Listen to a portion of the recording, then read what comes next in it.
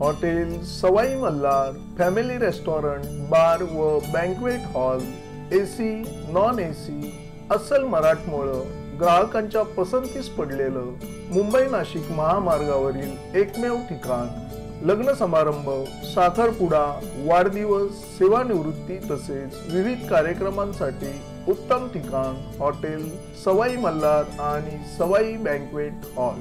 चवीचा शोध इथेच संपतो। संविधानाच्या समतेच्या विरोधात समता न्याय फ्रॅटर्निटी जे काय बाबासाहेबांनी दिलेला आहे त्याच्या विरुद्ध आज सरकार चालवत आहे। म्हणून संविधान धोक्यामध्ये, संविधानाबरोबर देश धोक्यामध्ये आहे याची जाणीव आज 15 ऑगस्टच्या दिवशी आज सत्ताधाऱ्यांना करणं गरजेचं आहे। जे मागच्या आठवड्यामध्ये आपण बघितलं टीव्ही मीडियाच्या माध्यमातून प्रिंट मीडियाच्या माध्यमातून पार्लमेंट मधील विरोधी पक्षनेते राहुल गांधी यांनी दाखवून दिले की या देशामध्ये ईव्हीएमच्या माध्यमातून कशी हेराफेरी होते, मतदार याद्या म्हणून कशी हेराफेरी केली जाते, बोगस मतदान कसं मतदानाच्या याद्या बनवल्या जातात। 2014च्या नंतर जे वातावरण समाजाचं आज गढूळ झालेलं, एक समाज दुसऱ्या समाजाला एका अँगलने बघतोय, ज्या नफरतच्या अँगलने बघतोय, एका विशिष्ट पद्धतीने बघतोय, त्याला बढावा देण्याचं काम आहे केंद्र सरकार राज्य सरकार करत आहे। जे मायनॉरिटीज आहेत, अल्पसंख्याक धर्माचे लोक आहेत, त्यांना दुय्यम अशी नागरिकाची वागणूक या देशामध्ये दिली जात आहे, जे संविधानाला कधी मान्य नाही। परंतु ही छोटी छोटी मुलं 15-20 दिवस चालत असतात शाळा कॉलेजेस सोडून आणि एका बाजूने त्यांना ड्रग्जचा मारा केला जातो संध्याकाळच्या वेळेत। अगदी जाणीवपूर्ण वाटतोय, मी वास्तव्य बघितलेलं आहे त्याच्यामुळे मी बोलतोय। ज्यांना चिलीम अफू वगैरे। नमस्कार, मी संजय भालेराव शहापूर जगाली आपले भगवान गौतम बुद्ध विश्वरत्न बौद्धिसत्व संविधानकार डॉक्टर बाबासाहेब आंबेडकर, महाराष्ट्राचे आराध्य दैवत छत्रपती शिवाजी महाराज। 2 दिवस बोलायचं आहे मला, उद्या बोलायचं आहे नागपूरमध्ये 2दा, हैदराबादमध्ये 3दा।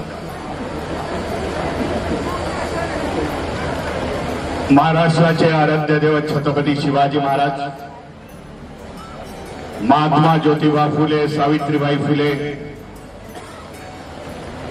आरक्षणाचे जनक छत्रपती शाहू महाराज, बहुजनांच्या सर्व महापुरुषांना विनम्र अभिवादन करून आज 15 ऑगस्ट भारतीय स्वातंत्र्याचा 79वा स्वातंत्र्य दिन आणि त्या स्वातंत्र्य दिनाच्या तुम्हाला लाख लाख हार्दिक शुभेच्छा देतो। जे स्वातंत्र्य महाप्रयासाने मिळालेला,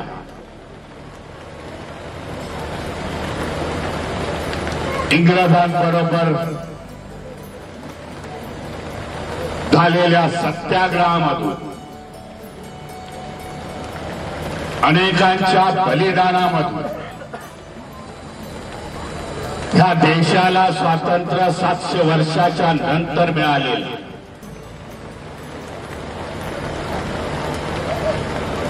भारताचा इतिहासामध्ये बघितलं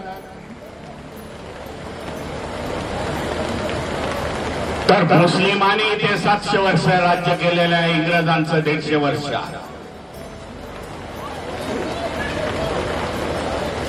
पारतंत्र्याचा इतिहास आहे आणि पारतंत्र्याचा इतिहासानंतर स्वातंत्र्य मिळालेलं आहे, म्हणून याला अनन्यसाधारण असं महत्व आहे। हे स्वातंत्र्य अबाधित राहावं, देशामध्ये संविधानाचा अंमल चालू राहावा,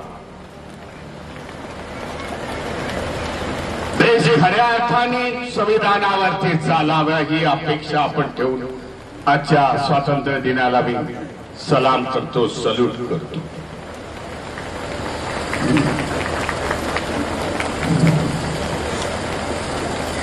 अतिशय चाणक्षपणे, अतिशय हुशारीने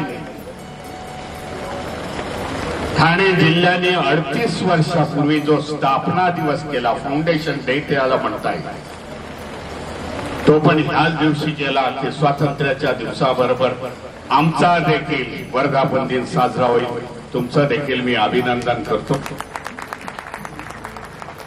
सर्व मंचगावरचे मान्यवर हरीजी रावली आहेत, एस.के. भंडारेजी आहेत, सुषमाताई पवार आहेत, पी.एच. गायकवाड आहेत, भिकाजी कांबळे आहेत, वंचित बहुजन आघाडीचे पावसे सर आज बसलेले आहेत. ते मागच्या वेळेला कॅन्डिडेट होते वंचित बहुजन आघाडीचे. पूज्य भंतेजी यांना मी वंदन करतो. उपस्थित समता सैनिक दलाचे मोठ्या संख्येने उपस्थित असलेले सैनिक, समता सैनिक दलाच्या महिला सैनिका, उपासक उपासिका आणि बंधुवर्ग, समाजासमोर अनेक प्रश्न आज निर्माण झालेले.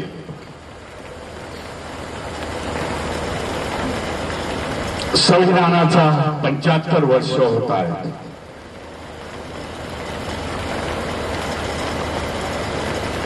परंतु संविधानाला डावळल्या जाते. हे 75 वर्ष संविधानाची जी होत आहेत त्याला सत्ताधाऱ्या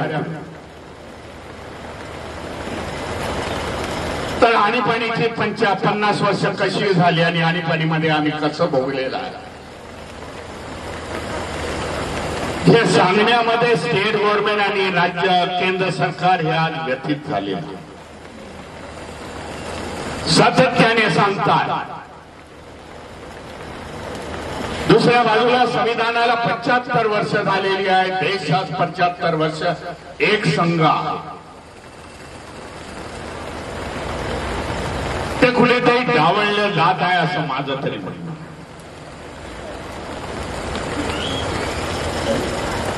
देश स्वतंत्र झाला,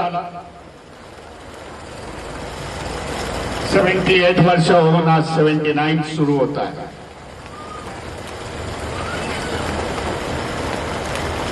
स्वतंत्र मिळणं हे साहजिक होतं.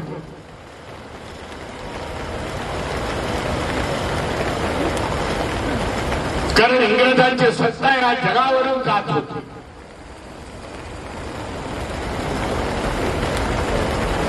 सेकंड वर्ल्ड वॉरच्या नंतर इंग्रजांनी संपूर्ण एशियन मधली कंट्रीजना सगळ्यांना स्वातंत्र्य बहाल केलेला. याचा अर्थ असा नाही की स्वातंत्र्यासाठी जे लढले त्यांच्याबद्दल मी काय अनावधाने बोलतोय, त्यांचं देखील योगदान.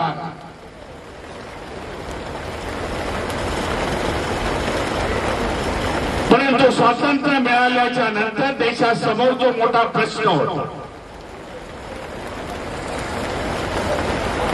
इंग्रजांनी एक अट घातली होती त्या काळामध्ये, आम्ही देशाला स्वातंत्र्य देतोय, त्या संपूर्ण भारत देशाला,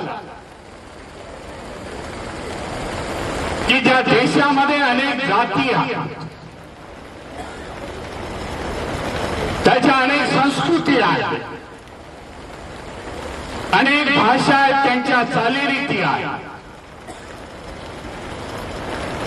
विविध संस्कृतीने हा नटलेला देश आहे. त्याच्यासाठी संविधान कोणले,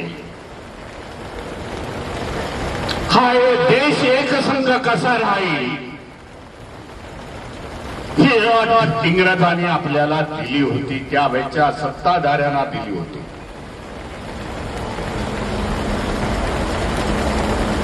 आणि त्याच्यानंतर मग ड्राफ्टिंग कमिटी संघटित झाली, त्याला घटनेचा मसुदा कमिटी आपण म्हणू शकतो, जे विविध भागामधून निवडून आले. परंतु बाबासाहेबांना कुठलाही मतदारसंघ नव्हता. ज्याला आपण सेफ मतदारसंघ असा म्हणून तो नव्हता.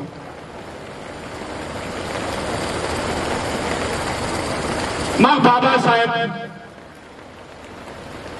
वेस्ट बेंगॉल मध्ये गेले, जिथे जोगेंद्रनाथ मंडल म्हणून होते. त्यांनी बाबासाहेबांना सांगितलं, इकडे या, मी तुम्हाला ड्राफ्टिंग कमिटीवरती निवडून देतो. आणि बाबासाहेब वेस्ट बेंगॉल मधून, जिथे नमोशूद्राय नावाचा समाज फार मोठ्या संख्येने आहे, मुस्लिम समाजाचं प्राबल्य आहे त्या भागामध्ये, तिकडून बाबासाहेब निवडून आलेले ड्राफ्टिंग कमिटी. हा इतिहास आहे.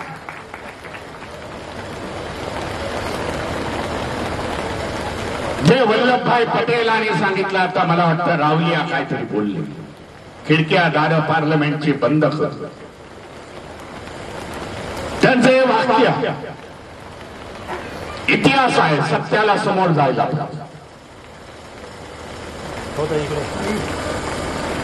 परंतु हेच वल्लभभाई पटेल आणि बाबासाहेब आंबेडकर रिलेशन्स म्हणून असं एक पुस्तक आहे. आजचा विषय नाही, पण हेच वल्लभभाई पटेल जेव्हा हा संपूर्ण बाबासाहेब निवडून आलेला प्रदेश आहे, तो पार्टिशन मध्ये त्या बाजूला गेला, बांगलादेशामध्ये गेला, बाबासाहेबांना पुन्हा एकदा रिझाईन द्यावं लागलं ड्राफ्टिंग कमिटीचं. मग वल्लभभाई पटेल पुढे आले आणि त्यांनी सांगितलं, मुंबईमधून खेराना, तेव्हा खेर हे चीफ मिनिस्टर होते, की बाबासाहेबांना मुंबईमधून निवडून द्या. संविधानाचा मसुदा अर्धा तयार झालेला हा बाबासाहेब आंबेडकरांशिवाय कोण पूर्ण करू शकणार नाही. म्हणून बाबासाहेबांना पुन्हा एकदा वल्लभभाई पटेलांनी आव्हान केलं काँग्रेसच्या चीफ मिनिस्टरांना, आणि बाबासाहेब तिथून निवडून गेले. संविधानाच्या माध्यमातून हा देश एकसंघ आहे. संविधानाचा अंमल असाच राहिला तर देश अनेक शेकडो वर्ष हा एकसंघ राहील.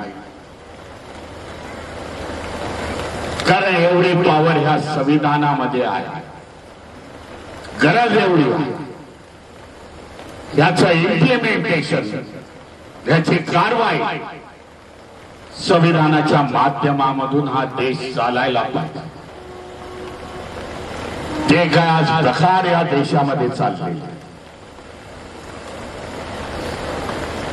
ते मानवतेला लाजवते. संविधानाच्या समतेच्या विरोधात, समता, न्याय, फ्रॅटर्निटी ज्या काय बाबासाहेबांनी दिलेला आहे त्याच्या विरुद्ध आज सरकार चालवत आहे. म्हणून संविधान धोक्यामध्ये, संविधानाबरोबर देश धोक्यामध्ये आहे. याची जाणीव आज 15 ऑगस्टच्या दिवशी आज सत्ताधाऱ्यांना करणं गरजेचं आहे असं जे मागच्या आठवड्यामध्ये आपण बघितलं. टीव्ही मीडियाच्या माध्यमातून, प्रिंट मीडियाच्या माध्यमातून पार्लमेंट मधील विरोधी पक्षनेते राहुल गांधी यांनी दाखवून दिले की या देशामध्ये ईव्हीएमच्या माध्यमातून कशी हेराफेरी होती, मतदार याद्या म्हणून कशी हेराफेरी केली जाते, बोगस मतदान कसं मतदानाच्या याद्या बनवल्या जातात, हे संपूर्ण देशाने आज बघितले आणि जाणलेलं आहे की या देशामध्ये सत्ताधारी जे बसलेल्या जे चिटिंगच्या माध्यमातून येणे करून आपण सत्तेवरती बसायचं, हा एक त्यांचा अजेंडा होता. जनता जागृत झाली. एक महिन्या 2 महिन्यापूर्वी प्रकाश आंबेडकर आला. मुंबईच्या हायकोर्टमध्ये केस फाईल केली, इलेक्शन पिटिशन ज्याला म्हणताय. आणि त्या पिटिशनच्या माध्यमातून इलेक्शन कमिशनरला विचारणा केली. पार्लमेंटच्या इलेक्शनच्या दिवशी 5 आणि 7 च्या वेळेमध्ये 1 तासामध्ये 73 लाख मतं कशी वाढली.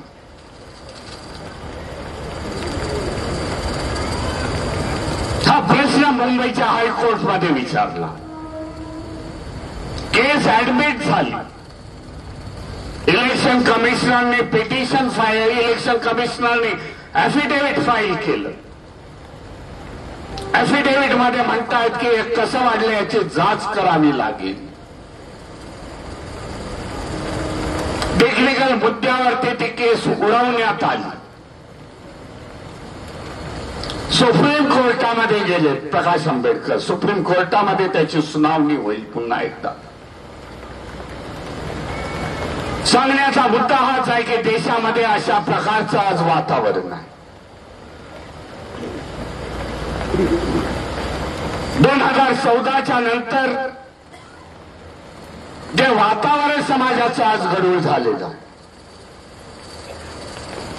एक समाज दुसऱ्या समाजाला एका अँगलने बघतोय, त्या नफरतच्या अँगलने बघतोय, एका विशिष्ट पद्धतीने बघतोय.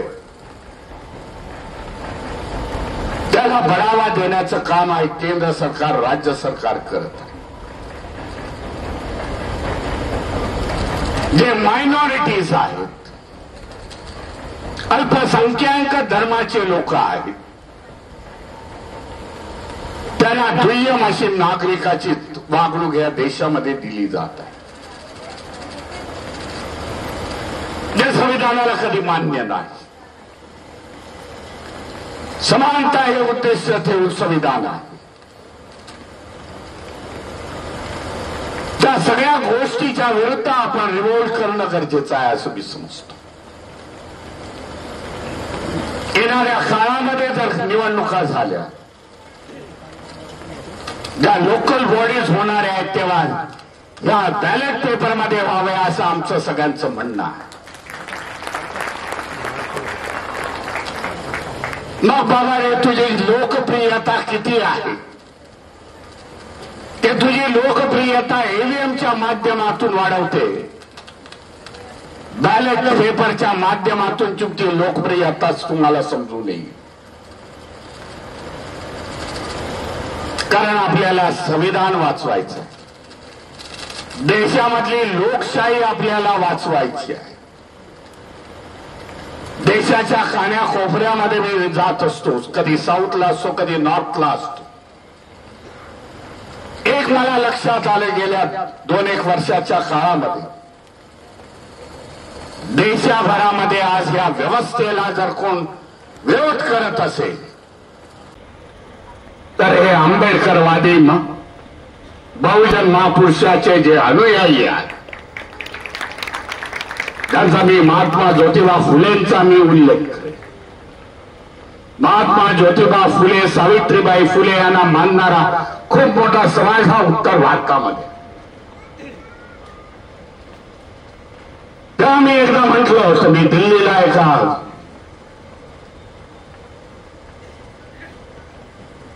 मंगलपुरी म्हणून या एरियामध्ये होतो. दिल्लीमध्ये 4-5 दिवस असताना त्यांनी मला भेटायला बोलवलं होतं. माझ्याकडे आले ती लोक. विचार करण्यासारखी गोष्ट आहे. बोले भीमराव जी, मंगलपुरी में महात्मा ज्योतिबा फुले की जयंती के साथ साथ सत्यशोधक समाज को 150 साल हो रहे हैं, उसकी भी हम लोग मनाएंगे. फाउंडेशन डे म्हणा, स्थापना डे म्हणा. बऱ्याच महाराष्ट्रामधल्या लोकांना हे माहिती नव्हतं की सत्यशोधक समाजाला 150 वर्ष होत. हे सगळे माळी समाजाचे. तेव्हा मी त्यांना सांगितलं बाबा 150 वर्ष त्या महात्मा ज्योतिबा फुलेंच्या सत्यशोधक समाजाला होतं. पण आम्ही कुठेतरी कमी पडलो. महात्मा ज्योतिबा फुलेंचे विचार आम्ही लोकांच्या समोर घेऊन गेलो नाही. त्याने स्थापन केलेला सत्यशोधक समाजाला आपण न्याय देऊ शकलो नाही. काल परवाची RSS या 2025 मध्ये त्याला 100 वर्ष होत आहे. ते संघटना आज देशाच्या कानकोपऱ्यामध्ये पोहोचलेली आहे. आमच्यामध्ये कमी आहे. आम्ही आमच्या महापुरुषाचे विचार घेऊन गेलो नाही. ते पण त्यांना सांगितलं महाराष्ट्र के आंबेडकरवादी लोग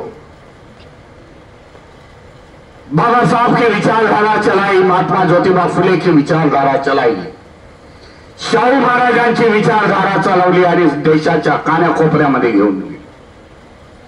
यह हमारा योगदान है अम्बेडकरवादियों का.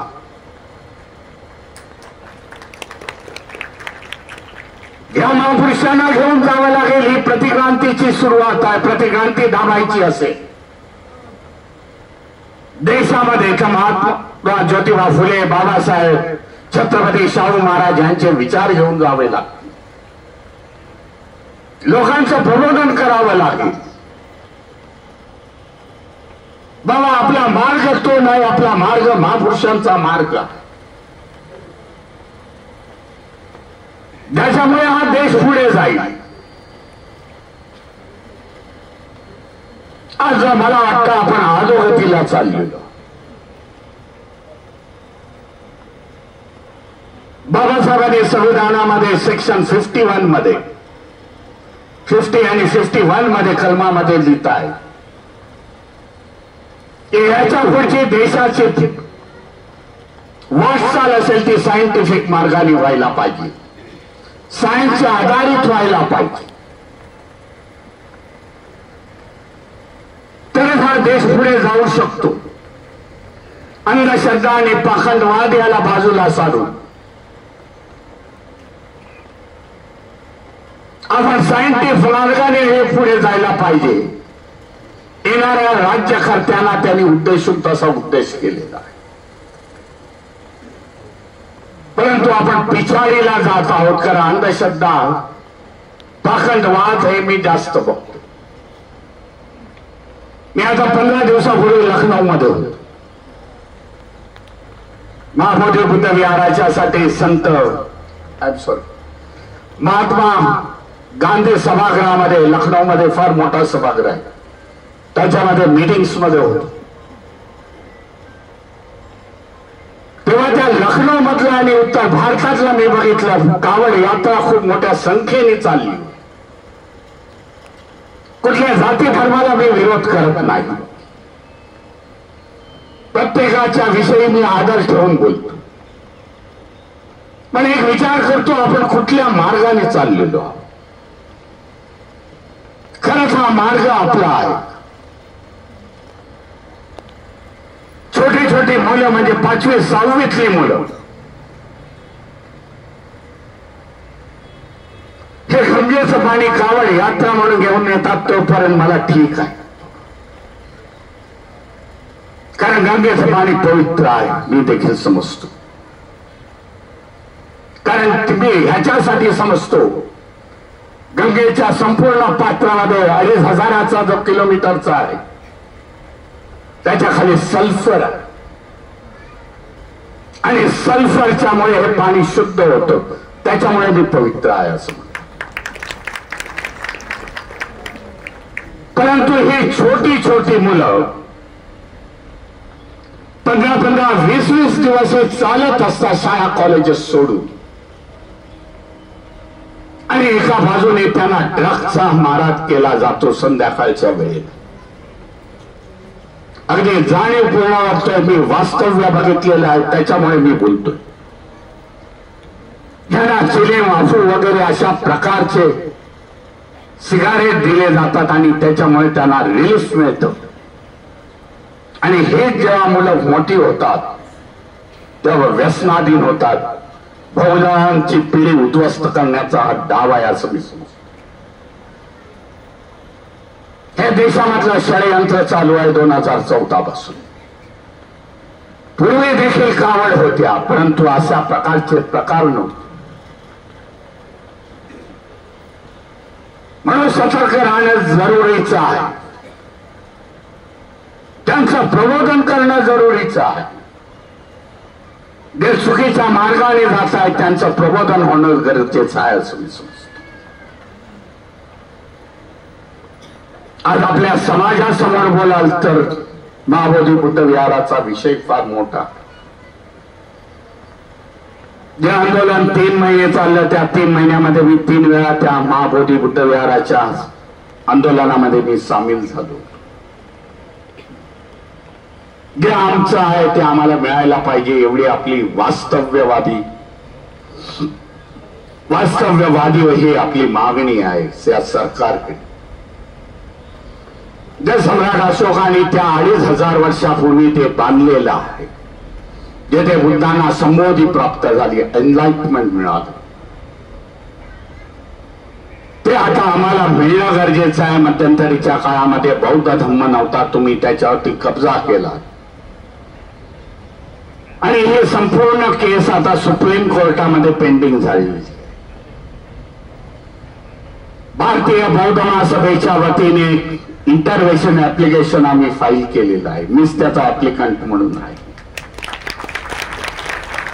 मोठ्यातला मोठा वकील आम्ही सुप्रीम कोर्टामध्ये भारतीय बौद्ध महासभेने लावलेला आहे. जेव्हा केव्हा त्याची हिअरिंग होईल, पुढच्या महिन्यामधली डेट मिळालेली आहे. त्या हिअरिंग मध्ये आपण आपलं म्हणणं आपण मांडणार आहोत आणि दाखवून देणार आहोत बाबा इतिहास असा आहे. हा इतिहास हा देखील बौद्धांनी लिहिलेला इतिहास आहे. त्याचे संपूर्ण खातं, त्याचा संपूर्ण एव्हिडन्स आपल्याकडे तयार आहे, आपल्या वकिलांकडे तयार आहे. जे भारतामध्ये चिनी यात्रेकरू 5व्या नाही 7व्या शतकामध्ये आले होते, त्यांनी जे लिहून ठेवलेली त्यांची वर्णन आहे, प्रवास वर्णन आहे, देशाच्या संस्कृतीबद्दल लिहिलेलं आहे, त्याची कात्रणं आपण सुप्रीम कोर्टामध्ये सबमिट केलेली आहे.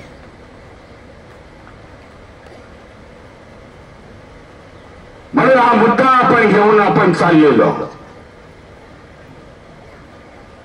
जेव्हा महाबोधी बुद्ध विहाराच्या वेळेला मी गेलो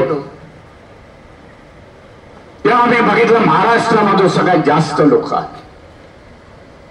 त्याच्या खालोखाल उत्तर प्रदेश, भारतीय बौद्ध महासभा आणि मध्य प्रदेश मधले लोक मला जास्त मिळाले. आणि हे आंदोलन सुरू असताना मला काही पोलीस अधिकारी रात्रीच्या वेळेला भेटायला आले, जे आपले होते. तेव्हा त्यांनी सांगितलं की बिहार गव्हर्नमेंट तुम्हाला काही सिरियसली घेत नाही. बिहार गवर्नमेंट जानती है कि ये बाहर से आए हुए लोग हैं. ये भी जानती है कि 4-5 दिन यहाँ नारे आंदोलन करेंगे और यहाँ बैठेंगे और अपने अपने शहरों में, अपने अपने प्रदेशों में निकल जाएंगे. बिहार मध्ये कुठलीही आंबेडकर मुवमेंट मला दिसली नाही. म्हणून बिहारमध्ये मी चंग बांधला की येणाऱ्या काळामध्ये बिहारमध्ये आंबेडकर मुवमेंट मी उभी करेन. मी सुरुवात केली तिथे. मी भारतीय बौद्ध महासभेचा डॉक्टर म्हणून आमचा त्याला अध्यक्ष केलेला. त्यांनी त्याची कमिटी देखील मला सबमिट केली. समता सैनिक दलाचे 1000 जवान आहेत, तो देखील डॉक्टर आहे. त्याचे देखील 2 हॉस्पिटल आहेत.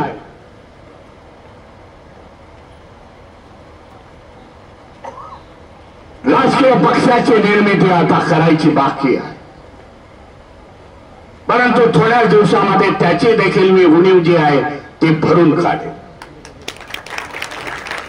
जोपर्यंत मुवमेंट असत नाही तोपर्यंत आपल्याला तिथे न्याय मिळू शकणार नाही.